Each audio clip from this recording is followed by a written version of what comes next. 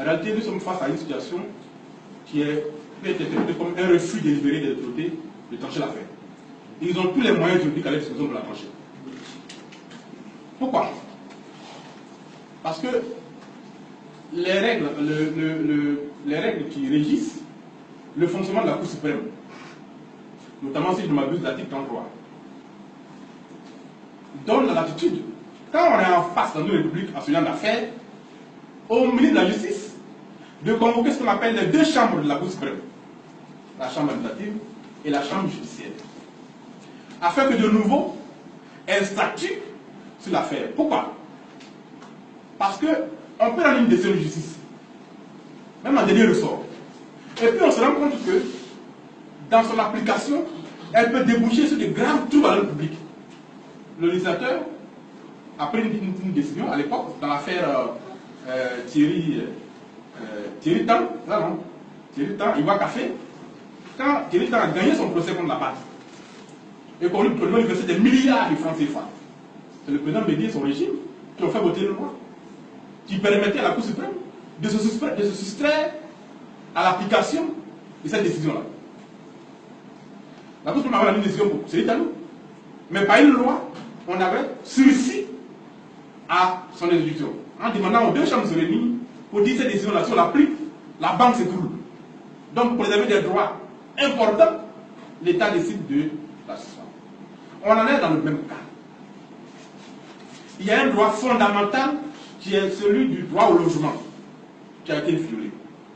Sous la base de dysfonctionnements avérés de notre administration, qui s'est laissé abuser par un faussaire, qui s'est ressaisi elle-même après pour corriger, et puis notre administration judiciaire est venue pour confirmer les actes du faussaire. Il y a dysfonctionnement.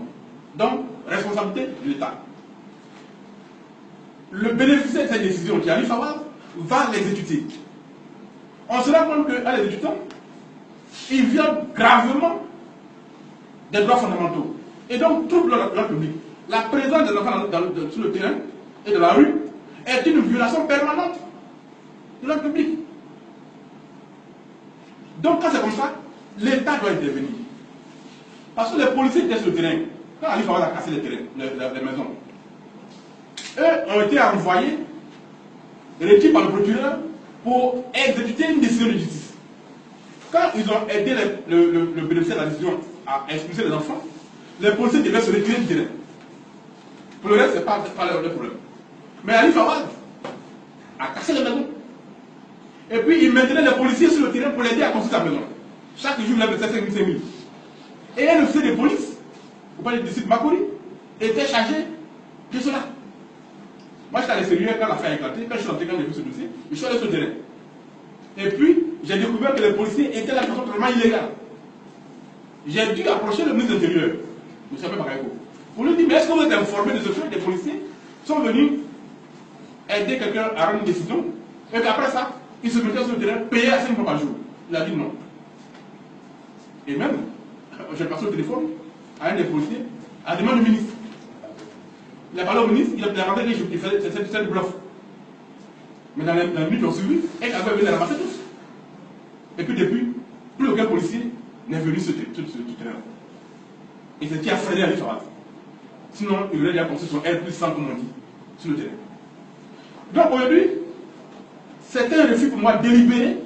Je ne sais pas à quelle terreur les Fawaz tiennent nos autorités. Je ne sais pas. Sinon, l'avocat des Fawaz, l'avocat des enfants, a demandé au ministre de la Justice, qui, je le répète, à l'époque des faits, était à la commission de la bonne gouvernance, d'écrire simplement auprès de la Cour suprême pour lui dire, cette affaire-là, on veut la régler. Donc, suspendez les effets de la décision dont Ali Fawaz se prévaut. Les mesures des chambres est suspendue. Voilà la mesure juridique qu'ils doivent prendre. Pourquoi ils n'apprennent pas? On n'en sait absolument rien. L'avocat des enfants Bondi, les enfants Bondi eux-mêmes, ont été reçus au palais présidentiel. Des rapports ont été faits. J'en ai parcouru quelques-uns avec mon réseau de journalistes. Ils sont sans appel. Il y a eu du dysfonctionnement, il y a eu du faux. L'État de Côte d'Ivoire ne peut pas prospérer sur le faux C'est en faisant ce que nous sommes en train de faire là, que peut-être nous autorités vont comprendre ce qui se passe et appeler Fawad. Arrêtez matin à faire le dossier. Arrêtez matin à faire le dossier. C'est la grande une, en réponse même d'ailleurs à ce que nous avons envoyé. Mais le courrier quand même dit l'État doit régler l'affaire en donnant un autre terrain au Fawad pour que les enfants prennent le terrain. Ça demande la écrit. C'est ce qu'il faut. C'est quand le plateau économique, il dit dans le plateau ivoirien, donc il paye beaucoup d'impôts. L'État peut régler cette affaire en donnant un autre terrain. Ou bien même faire des appartements fiscaux. Et puis, ça fait l'affaire réglée. Mais on ne sait pas. Qu'est-ce qui fait que l'affaire est dans le silence? Je sais que des gens ont voulu se lever pour parler. Des autorités de ce pays ont voulu se lever pour parler. On leur a dit taisez-vous. Mais tout quelqu'un va gérer. Parce que cette affaire, à mon avis, réduit à néant le discours au point de vue social du régime Ouattara. Aucun pouvoir normal ne peut rester indifférent devant le spectacle d'enfants de 6 ans dont ce sont des parasitaires qui dorment dans la rue, qui dorment sous le soleil, qui sont frappés par la pluie et qui ne réagissent pas. L'ancienne ministre de l'Affaires sociales et de la femme est allée sur le terrain. Elle a vu les enfants bandits. Elle a rencontré les Fawad. Elle s'était saisie de dossier à la demande du gouvernement. Jusqu'à aujourd'hui, on n'a eu aucun retour sur cette affaire. Mais qu'est-ce qui se passe? Donc nous, on ne va pas acheter de courir. On dit quelque chose bloque. On sait la vérité, mais on ne veut pas trancher. Mais il faut qu'on les amène à trancher quand même. Parce que c'est le dernier chose que nous avons de faire. Aujourd'hui, comme je l'ai dit, la preuve est faite que l'affaire est la conséquence du dysfonctionnement de nos systèmes humains. Donc on a la pleine latitude quand on va épuiser les derniers recours. Parce qu'on a encore des recours de disposition. Casser les maisons sans décision de justice, c'est une infraction. Et elle est permanente jusqu'à ce qu'on reconstruise les maisons. Ça va dire Fawad, d'un point de vue pénal, plus possible. Devant la Cour suprême, il y a eu un escroquerie à jugement. Ils ont maquillé la date de leur recours devant le ministre de la Constitution. Ça, on a les preuves. On a les preuves que le faussaire a tenté de corrompre. J'ai le courrier de l'expert judiciaire nommé par le tribunal d'Abidjan pour faire l'expertise graphologique des signatures qui ont permis de vendre le terrain au père des bandits. Parce que le faussaire disait que le document que son père utilisait pour vendre le terrain était faux, que son père n'avait jamais signé ça. La justice ivoirienne a demandé à un expert graphologue d'expertiser les signatures. Et le faussaire est parti voir le monsieur en question, qui j'ai rencontré, j'ai son document, son courrier, pour lui dire, monsieur l'expert, le terrain ne m'appartient pas. Mais les Fawad m'ont donné 20 millions pour toi. Aide-moi à dire que mon père n'a jamais vendu ce terrain et je te donne l'argent. L'expert judiciaire a écrit au procureur général près de la cour d'appel d'Abidjan, au ministre de la Justice, à madame la présidente de la Chambre judiciaire de la Cour suprême, pour lui dire le faussaire est venu proposer de l'argent pour qu'il rende une fausse décision. Quand on a un pays normal, vous commettez un expert qui est en train de faire rendre une décision et qu'on tente de le corrompre, qui vous saisit, qu'est-ce que vous faites avec ma paquet? Mais vous arrêtez le faussaire, on n'arrête pas. Parce que derrière lui, il y a les Fawad. Devant qui le tapis rouge est ouvert à la Cour suprême. Donc personne n'a poursuivi le faussaire. Malgré le courrier de l'expert graphologue, qui a compris que l'acte de vente par lequel le père du faussaire a cédé le terrain au père de bandits par procuration est un acte authentique. Donc il y a une belle et bien vente. Le tribunal, la Cour suprême n'en tire aucune conséquence. Mais quand, si on nous envoie, l'État de Côte d'Ivoire, devant la haute cour de justice de la CEDEAO, et qu'on produit de tels documents, la Côte d'Ivoire qui se veut la locomotive de l'Afrique de l'Ouest, qui se veut payer émergent dans 3 ans, qui laisse prospérer de telles aberrations juridiques, eh ben, tu as tout ce perçu comme un pays dans lequel il n'y a pas de sécurité juridique. On hésite depuis 1 an à entamer cette procédure. Parce que quand on y va, c'est des milliards que l'État va payer pour aller se défendre là-bas. Nous, on peut faire la procédure avec des avocats. Mais c'est l'État qui va payer pour voir parade. À quoi ça sert? Qu'est-ce qu'il donne à ce pays-là? Pourquoi on le protège tant? Donc, chers frères, chers confrères, voilà nous l'interrogation qu'on se pose, mais je pense que cette affaire est à sa fin. La sortie d'Ali Fawad, elle entendait le témoignage. Et donc, je pense qu'on a la fin de cette affaire, et cette conférence de presse-là, si elle est bien relayée, et nous allons faire tout pour que cela soit, elle va nous permettre d'avancer, et dans les semaines qui viennent, dans les mois qui viennent, je pense qu'on va pouvoir trouver une solution. Aujourd'hui, tous les magistrats ont peur de gérer cette affaire. Il y a tous ont peur. Fawad m'en est conscient. Parce qu'il a déjà expulsé. Même s'il va prendre la Cour suprême pour dire j'ai expulsé, mais je ne vais pas prendre le terrain, ils vont nous dire on a déjà expulsé, vous pouvez expulser 2 fois. Donc on fait comment? Pour trouver une solution. Le maire a dit qu'il a fait un rapport à sa hiérarchie. Vous leur dit de régler l'affaire parce que son application pourrait entraîner des troubles. Jusqu'à ce jour, non seulement il n'a pas donné le profil du rapport, mais on ne sait pas quelle a été la suite. C'est une affaire de fou. Mais je pense que la raison va gagner bientôt tout le monde et que le chef d'État va prendre une décision. Parce qu'il a cru que lui, pour instruire son ministre de la Justice, pour faire cette procédure judiciaire, vous avez vu, le ministre de la Justice a dernière fois pris une mesure que moi j'ai attaquée ici dans mon journal, pour susciter les banques ivoiriennes à toute exécution forcée d'une décision de justice. Pour qu'à partir d'estime que les banques gèrent l'argent et que si on les saisit tous les jours, ça va créer des problèmes. Alors, vous protégez des banques qui elles-mêmes, quand on a affaire avec un citoyen, gagnent leur procès et dans la même seconde, je suis là, il expulse, il saisit ses biens, mais quand un citoyen gagne un procès contre les banques, on dit non, il faut, avant de l'exécuter, il faut d'abord voir le ministre de la Justice. Vous voyez? Pourquoi on n'offre pas la même protection aux citoyens ivoiriens? Voilà des questions de fond qu'on peut traiter aussi. Donc, chers frères, je pense que l'affaire va être réglée. On va amener l'État de Côte d'Ivoire à prendre une décision, dans les moyens légaux. On a amené déjà cette affaire, aurait déjà terminé si on ne s'était pas réveillé. Si le credo, avant que nous on arrive, n'avait pas déjà soutenu les enfants bandits, on aurait déjà construit sa maison. Parce qu'il était sous la protection de la police et personne ne réagissait. Il a fallu que nous on aille sur le terrain pour aller intervenir pour que la police se retire et que les travaux soient arrêtés depuis. Donc c'est déjà un acte fort qu'on a posé. Nous on a fait c'est que les enfants seraient déjà partis ailleurs. Et c'est réglé. Maintenant, on a communiqué autour. Et la communication autour de cette affaire a fait que les Ivoiriens n'ont plus conscience. Et dans tous les quartiers, et notamment à Makuri, on a compris que ce qui arrive aux enfants bandits peut leur arriver. D'ailleurs, ils sont témoins de ça tous les jours à Makuri. Ça veut dire chaque jour que Dieu fait, on exclut les Ivoiriens de leur maison, de leur terrain à Makuri. On sait ce qui se passe là. Dans cette affaire, j'ai rencontré le ministre Anou Mamadou, l'ancien ministre de la Constitution. Je suis allé le voir 2 reprises pour avoir sa version des faits. Il m'a dit ceci exactement. Ça veut dire que dans cette affaire, la position du ministère n'a jamais changé. Le terrain n'a jamais appartenu à l'État de Côte d'Ivoire. Il n'a jamais appartenu au Fawaz, il n'a jamais appartenu au Fossé Sosa. Nous, notre position est claire dessus. Le ministre m'a dit ça clairement. Vous pouvez l'interroger, il va vous dire ça encore. Mais on en est là.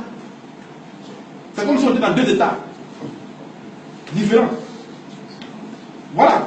Donc, qu'est-ce que le SOS fait? Eh bien, nous sommes en train de travailler comme ça. En communiquant, il y a un grand combat. Ensuite, je vous ai dit qu'il y a des procédures judiciaires qu'on va entamer bientôt. Au plan pénal. Une contre les Fawad, une autre contre les Fawad et le faussaire.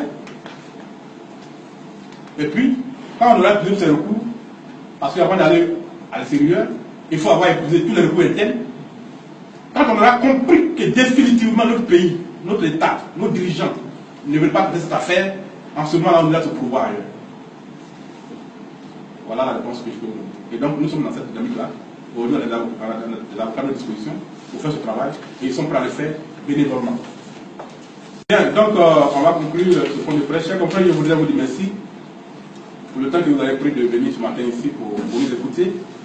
On sait, on est dans le même secteur d'activité, on sait combien de fois vous êtes occupés. Mais la fête qui nous occupe ce matin est très importante et concerne par ailleurs chacun de nous. Puisque, à titre personnel ou bien à titre familial, nous avons des terrains, nous avons des maisons, nous pouvons avoir affaire à notre justice à tout moment. D'ailleurs, il n'y a pas plus de jours, nos confrères ont eu affaire à la justice ivoirienne. Moi, j'étais à voyage, j'ai appris que nos confrères ont été arrêtés. J'ai dû faire un éditorial pour encore prendre position la énième fois sur la violation de du principe de non-détention préventive des journalistes. Et donc, à tout moment, notre justice peut nous déshabiller sans qu'on n'y puisse rien. Et donc, cette affaire-là, elle nous interpelle au plus haut point. Et d'abord, en tant que citoyen, en tant qu'Ivoirien, et après maintenant en tant que journaliste, donc double qualité, on doit pouvoir se battre dans nos rédactions pour qu'elles puissent être traitées. On ne demande pas d'attirer tout ça. Comme vous avez vu ici, on n'a diffamé personne. On a fait que relater des faits qui sont soutenus par des documents qui sont là, judiciaires qui sont là. Et donc, pour interpeller, pour demander aux gens de se réveiller pour que cette injustice-là soit corrigée. Ce n'est pas normal que ce genre d'affaires prospèrent dans ce pays. Vous savez, De Gaulle a dit, quand on gouverne un pays, il faut faire attention à toutes les situations. Parce que c'est le petit grain de sable qu'on néglige qui finit par gripper toute la mécanique. C'est ça. Je l'ai dit en 2016, en mai 2016, au point de presse à Makori. Cette affaire risque d'être le déclencheur de la colère d'une population ivoirienne frustrée depuis des années devant ce genre d'actes et qui va se servir comme prétexte à la moindre étincelle pour s'en prendre à une communauté. Je l'ai dit en 2016. Et aujourd'hui, on en est là. Les frères même ils vont en Bakori. Ils sentent la colère des gens. Parce que les Ivoiriens passent là, tous les jours, devant cette cour-là, où les enfants dorment là. Le 6e avion maire, c'est le 6e avion maire, non? Vit à côté là. Le 6e avion maire, c'est M. Kofi, non? Monsieur Assi. Monsieur Kassi, c'est le 6e avion maire. Il est le voisin mitoyen des enfants bondis.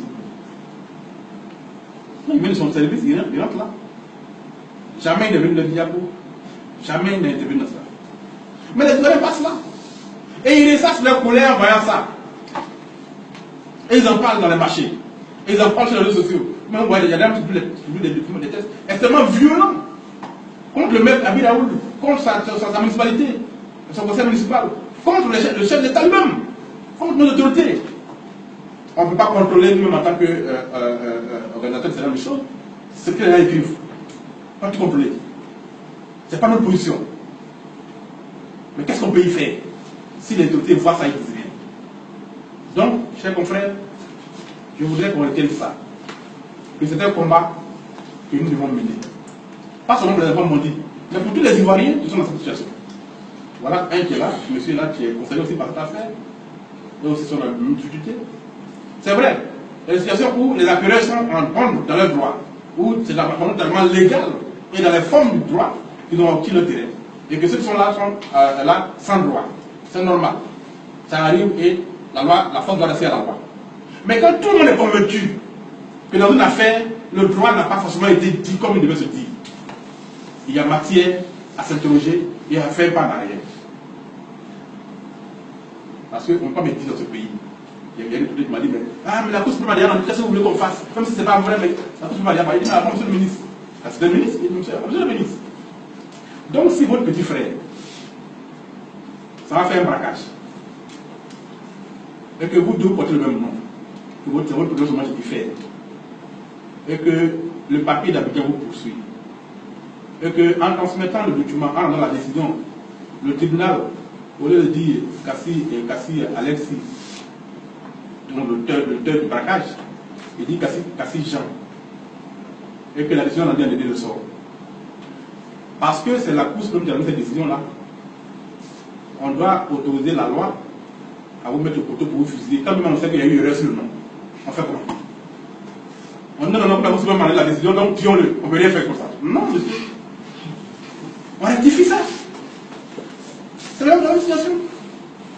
Donc, quelque chose peut être fait pour mettre fin à cette affaire. Ça ne va pas faire tomber le ciel sur la tête de la Côte d'Ivoire.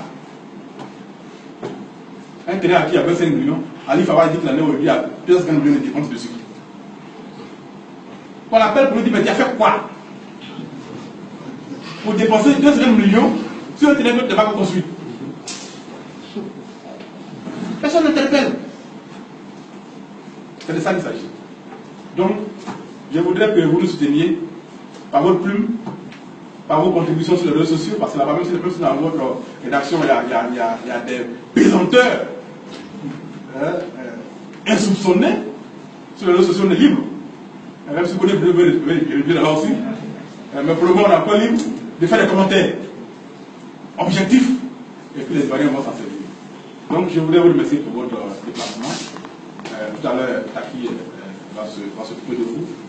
Et je voudrais que des bons papiers soient faits, très objectifs soient faits dessus pour que la Côte d'Ivoire s'en aperçoive et que vous compreniez que le combat est debout. Et que SOS Côte d'Ivoire, avec le credo en maille de cette affaire, est aujourd'hui prêt aussi à défendre tous les Ivoiriens qui sont dans cette situation. Et même les journalistes qui sont dans cette situation aussi. J'en connais qui sont dans cette situation. Donc les parents aussi sont dans la misère à cause des décisions de justice rendues dans des conditions troublantes.